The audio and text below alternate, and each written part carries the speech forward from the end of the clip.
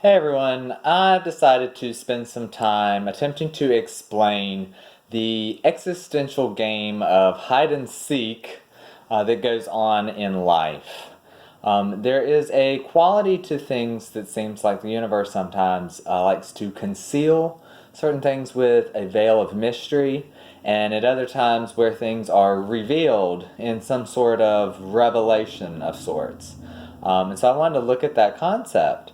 So we can see how there are certain situations in life that provide a carrot on the stick. There's something glamorous, there's something we want, we are chasing after it, etc., etc.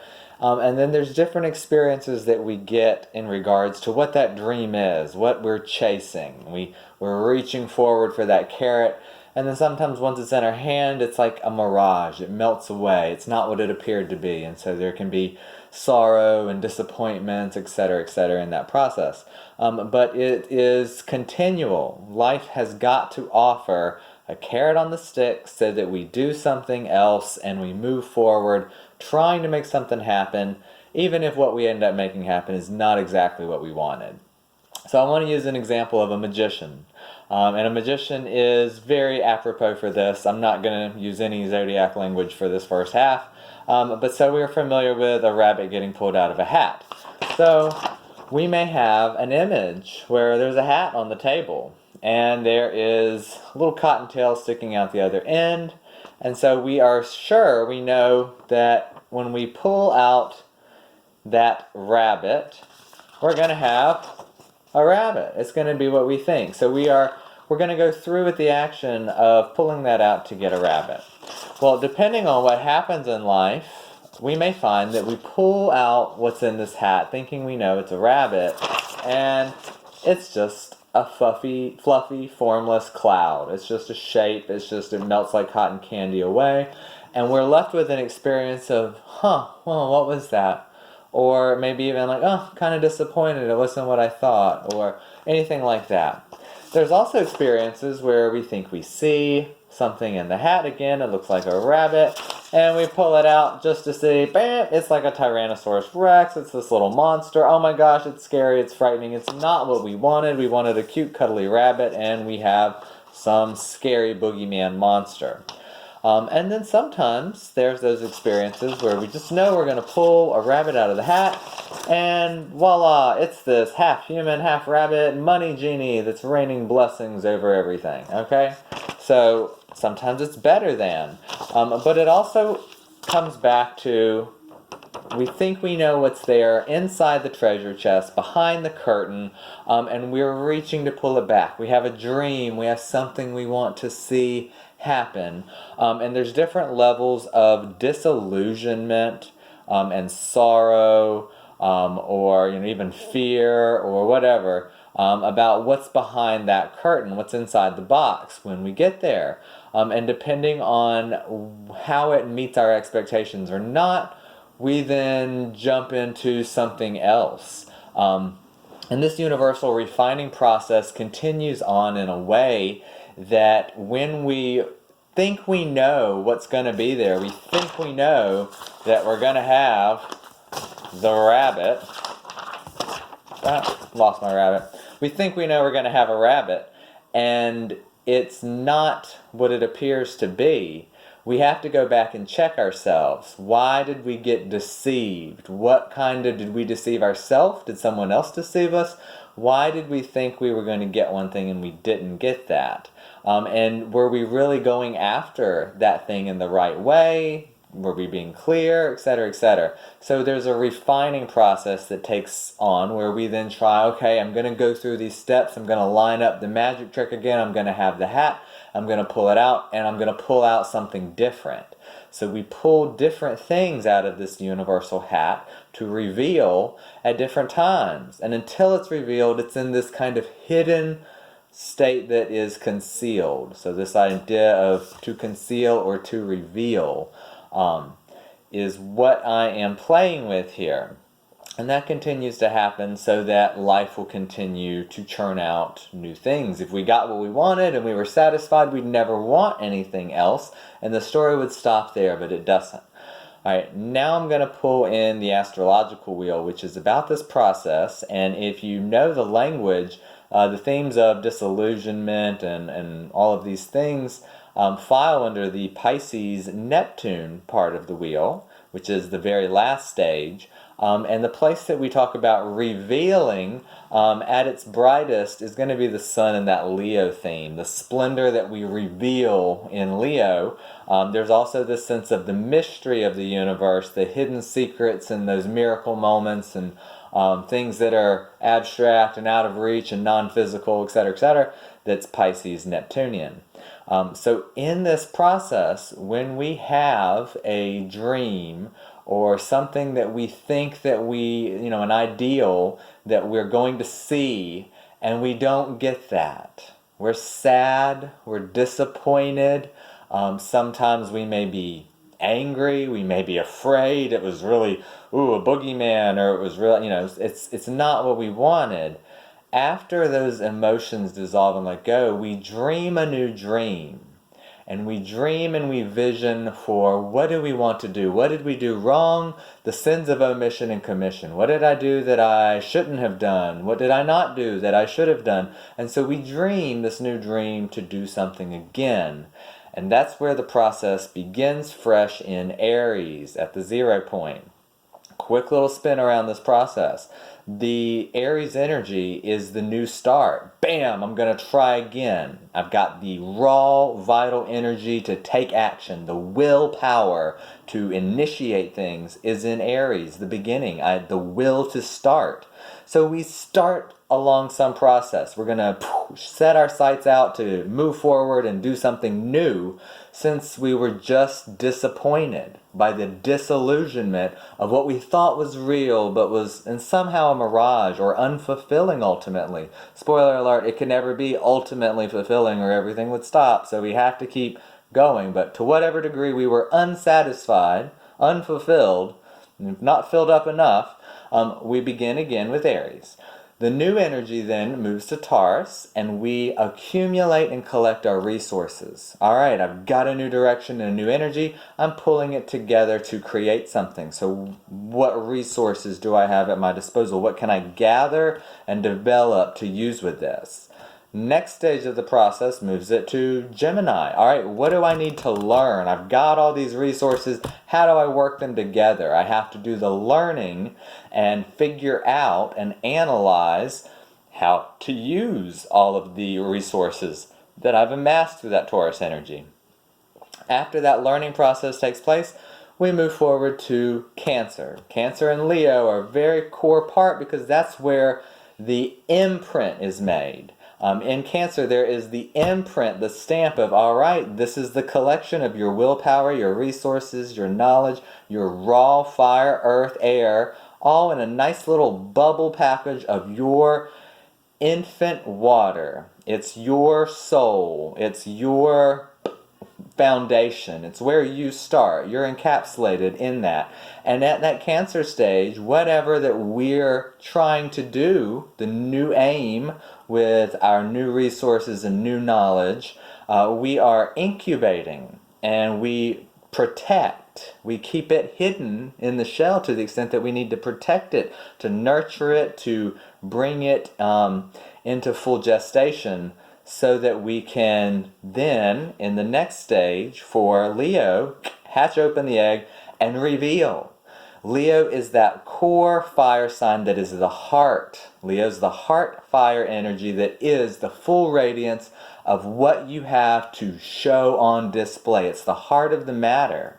And so that's the sign where you reveal all that you've incubated. Everything before, you reveal and you shine forward in all of its individualized splendor for that Leo energy. Of course, the wheel doesn't stop there.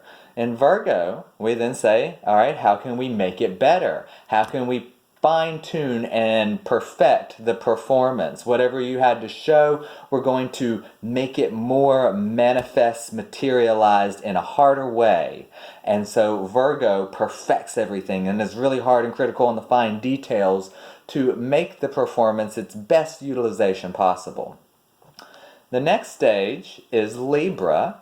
And Libra is that balance point. We've completed the circle of ourself, and so we then have to balance and complementarily weigh our ideas against the standards of fairness and beauty. We can't reveal or take up so much personal space that it's out of harmony with regard to other. Our ideas, our ways of interaction have to have that balance that then Libra decides. How do we interface in that way? From Libra into Scorpio, that's where we make the real transformative changes. Whatever at that disillusioning stage of Pisces that we were so sad about, it's tracing back through that water in Scorpio with how we handled our business. That is the changes that we make, what we burn through and transform into light to make better, to transform. It's the entanglements with our karma. So, the Cancer energy is, this is the package you got to work with. This is what your hereditary, your ancestry. And then the Scorpio aspect is all of those linkages and how we deal with our collective karma. How much of the shadow we burn off, so to speak, like kind of like a exercise, like an exorcism. But how much you can transform, make those transformations. That's the transformation stage. After that, it moves into Sagittarius, where your sense of identity, what you have revealed in the last fire sign of Leo, is then, that's how the range that you can spread it. How far does that light that you shined and revealed through the sun in Leo, what's the range of its expansion? You inspire, you spread the fire, and you light it further. How far will your essence reach out? How will it go outward? And then from that we go into the next and final earth sign, Capricorn, where ambition rules, wanting to be the best, wanting to have the reputation, wanting to have, you've had that range that you create something that is your best monument. It's your best performance. It's your best career. It's the best work you've ever done. You gathered the resources with Taurus, and you fine-tuned them and perfected your process in Virgo, and now you've got the best name. You're the top of the mountain. You're the head of the game in Capricorn. Well, then after Capricorn, you go to Aquarius, where in order to advance, you have to elevate, you have to detach in a certain regard. It's not about just you. You have to detach from your ambition a bit, and you have to collaborate with others in order to push up and to free more. So to take that accomplishment that you were able to hold in Capricorn, you have to let go a little and circulate and collaborate and detach from it so that it is able to elevate, to go higher, to lighten. And so that's that stage where you can really reach the Holy Grail type of motif of the work that you've done, the mark that you've made in this process then elevates up. And in that Aquarius energy, the realm of mind, ideas are where people live forever. Everything that's of matter will eventually decay, but the ideas that you leave behind that create the architecture and the framework for creating more is in Aquarius. And Aquarius elevates to the extent that it can before Pisces washes in. And Pisces is where things must dissolve. It's where we surrender. It's where we let go. It's going into the oneness. It's that privation. And so we totally let go. What was just detached in Capricorn is dissolved in Pisces. And from that Pisces energy, we let go. And in that state of surrender, we then see in that private moment between us and God what we did that worked, what we did that didn't work, and that's where we pull the rabbit out of the hat. Was the experience of life that we did on the wheel fulfilling, or was there something that we didn't quite get right, or it didn't happen the way we wanted, and so we really have to do it again? And so that's that disillusionment. This refining process goes on and on as we perfect and get better about each stage and step in that journey, so that when we get to the end of our wheel, we don't feel so sad or angry or lost or whatever. We feel content, we feel at peace, we feel tranquil with that. And so there is the possibility that the more we refine the process and fine tune those different elements, that we can pull out of this hat what we are aiming to. It's not off center. It's not the Tyrannosaurus, or we just made a cloud. We can pull what we want out of the hat by being collectively plugged in with all of the pieces in their due order in the proper fashion and the right way. But that takes a long time. That takes a process. That takes perfection, like a monk, total Zen, whatever. But it's the miracle moments that are a part of the Pisces archetype. And they're not things that you have to parade around and show everybody. It's that inner contentment, fulfillment. I did it. Everything is at one.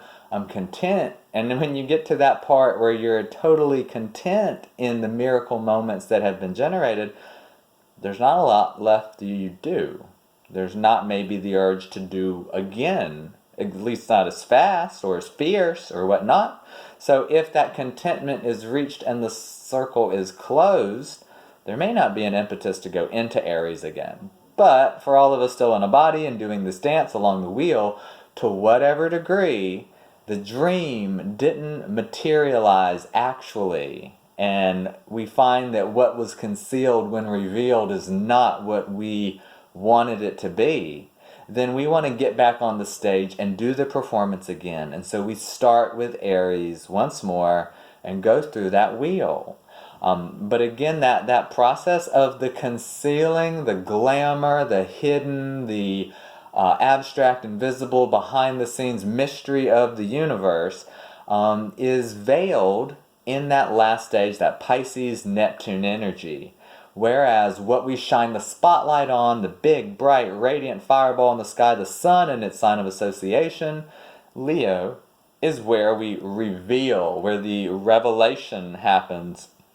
The word apocalypse also means to make clear and to resolve and all that kind of stuff too. So that's part of the Leo energy. And so we see that toggle back and forth, and there's a time where the universe reveals secrets and the time where it keeps secrets. And to take this discussion a bit further, when we talk about past lives, maybe you don't remember any of them. Maybe you think you remember bits and pieces. Maybe you can totally recall one all the way. With the secrets of the universe, when it comes to what the universe chooses to conceal or reveal, it's all done with love. So those Neptunian Piscean energies that may come through as not seeing everything, or we want to play hide and seek, we may choose to have amnesia or not remember and forget certain things because they would get in the way if they were revealed. And so we reveal, or what is revealed is only that which has love at its core.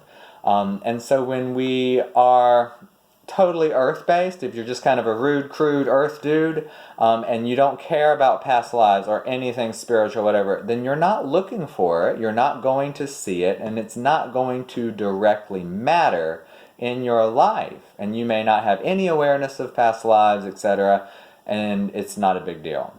Then as you start to hear about that and you start to research and look into it or whatnot, then you may start to get pieces. Maybe a psychic tells you a little something and it resonates in some way or whatnot, but you start to investigate and explore and you open to that and you get little pieces. You were a baker in France, you had this life as a prince and whatever. You had all these different past lives. And so some of those little pieces can be revealed. And then we can graduate and explore, and then you know more of those pieces, and maybe you can see the whole Akashic record, or whatever. The extent grows to having full, lucid clarity of all of those things. What holds that back? Well, if there is any part of a past life, and this metaphor translates to all those things which are hidden in mystery, that we would judge as being too painful, if it really left a sour taste, it makes us really mad, or it makes us really sad, or makes us feel really guilty and ashamed to see those pieces, then they are lovingly concealed from us by the compassion of the universe. But to the extent that we can see the shadow and own those painful experiences in which we suffered or caused suffering or whatnot, and we can see them with love, with forgiveness, the more that we can assimilate everything with love and with forgiveness, the more we are allowed to see, the more that can be revealed because we're processing it with love. But if we have fear or hate or sadness that would stop us, that would stun us, then it's just better not to know. It's better to forget. It's better to, not be aware of it. So you only have revealed that which you can handle, or that which you can lovingly embrace. And so that's a kind of key part in that. Collectively, we are in a time period where there is a lot that's getting revealed that has been hidden, and so things call it apocalypse and revelation and things that are fun like that.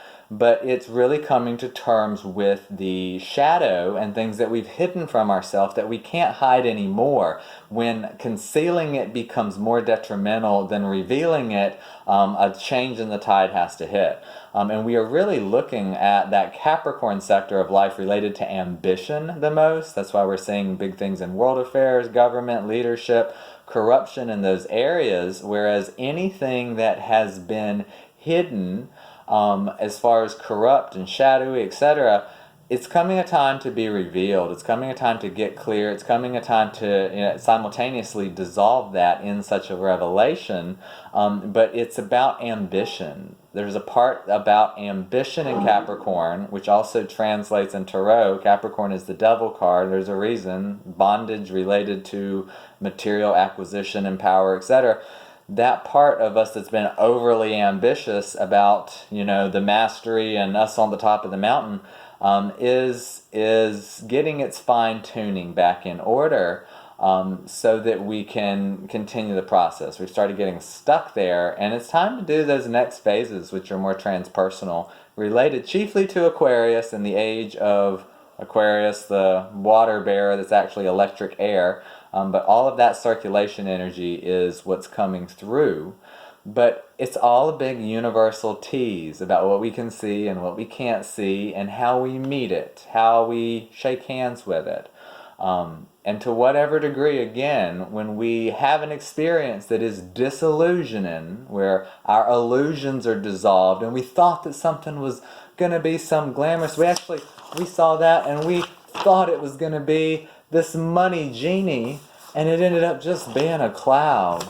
Or maybe it was a bunny, but we didn't just want a bunny, and we're so sad about it. Don't get too sad, don't get too mad. Just let that inspire you. Why did you manifest that? Why did that become the experience? And what would you need to do next time? How are you going to change? And then you start a new cycle. All that fresh energy, developing, getting it together, and then showing something new, showing a new side, doing a new dance to help activate whatever wasn't fulfilling about that last round, so that you can then move through in a way that will lead to a different outcome, plinkoing down.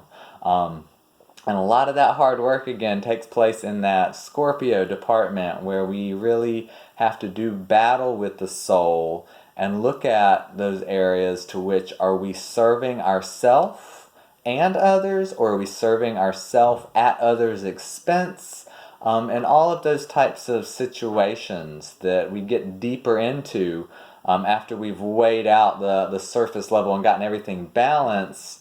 Eventually, the perfect balance between the animal and the soul or whatever, has to come to the point where it chooses the soul. And to choose in the other direction is going to be disappointing eventually. But it's all just part of a grand play. And so it's important to just have fun with it too. So I hope this has been fun for you to think about, and if there are any questions or comments, I look forward to hearing them and sharing what I can. But it's just another way to think about how the universe plays with what it conceals and reveals.